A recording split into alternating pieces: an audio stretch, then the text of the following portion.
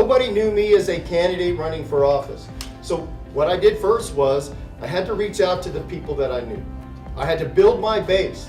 I had to build a base. And then with them, I had to establish credibility.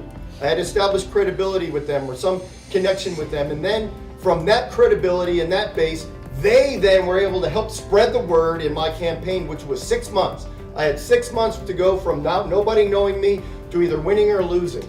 Every dollar was important.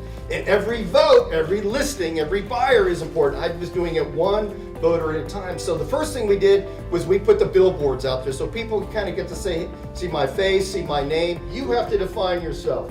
And the only way to do that is to do it through communicating with people, either door knocking, speaking at the chambers, going out at any opportunity. Be part of your Chamber of Commerce and lead the business community, then you get your word out.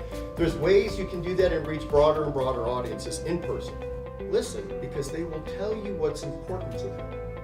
So I would start my thing. Hi, I'm Steve Seroka. I'd like to have your support in the upcoming, and I would pause and see if they wanted to jump in. And then if they didn't, then I would go, hey, these are the things I stand for, boom, and then I would pause and boom, pause and boom. And somewhere along the line, most people would start jumping in. Yeah, I had my target audience. I knew who I wanted to hit. But if I saw somebody in the street when I was going down, I would stop them and say, hey, the election's in so long, here's a pamphlet. I'm Steve, I would love to have your support. Or if I saw him working in the garage, hey, how's that car coming? Looking good, because generally some people do this amazing work right in the garage. So it was a way to make a connection with people on the fly. And actually, I went to a crab boil. I just met with the guy again a year and a half later. He was having a crab boil right in his front yard when we walked by. Now we're working together on some issues in the community.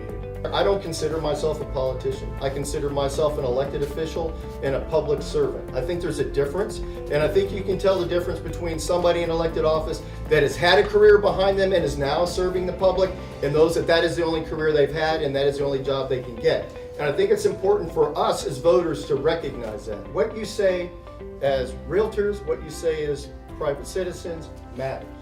And the most effective way, as I said, knocking on doors, when you stand in front of city council, when we're having a city council meeting, and you step up to that mic and you speak, it matters to us.